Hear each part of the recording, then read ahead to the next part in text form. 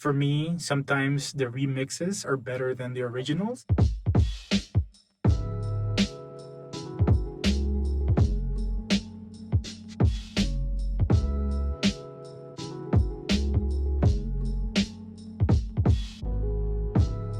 All right, so in this computer right here, I had about like 25 files of unfinished music. And, the process that I'm gonna go over right now is what I did to make sure that I was coming up with music to release, but at the same time, to like liberate myself from having like a bunch of like unfinished tracks, because sometimes that can be counterproductive. The first strategy is I bounced everything down to an MP3 file, different tracks, different MP3s. And then at that point, what I did is I put them all in my phone. And then I actually like went to a park, sat down, listened to them in my headphones. I closed my eyes, and the ones that made me feel something special, I marked, and then I put them in a separate folder. It's really unique to do it this way, because you know that some of the tracks that you have there are not that good, so you just need to move on. Strategy number 2, the tracks that did not make the cut, I put them in a folder named loops. I took out like the parts that I really liked about the music that I was making, and I started like making my own sound library. I believe that by you making your own sound library, you become a better music producer, because you have your own sounds. You can bring those in other productions, and then you have more tools for your tool belt. Strategy number 3, grab yourself a notebook,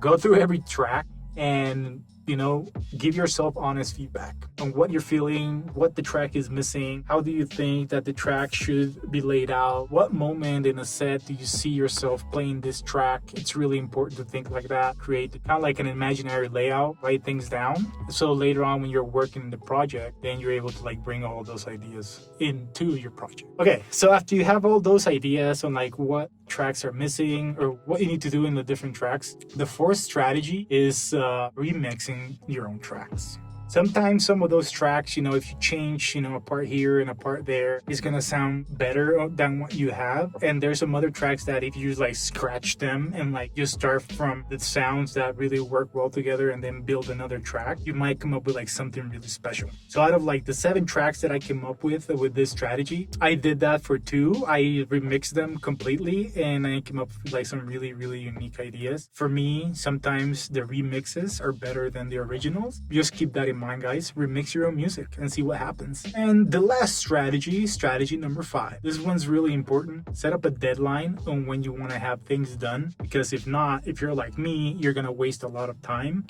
and you're never going to finish music. If I see a fly, I just lose track of time, concentration, and then all of a sudden, I haven't done anything for the day. So those are like my 5 strategies to finish your music that you have like all piled up in your computer. If you're new to my channel, hit the bell, click subscribe so you can get more videos from me. And yeah, let me know what other strategies you're doing. All right, guys.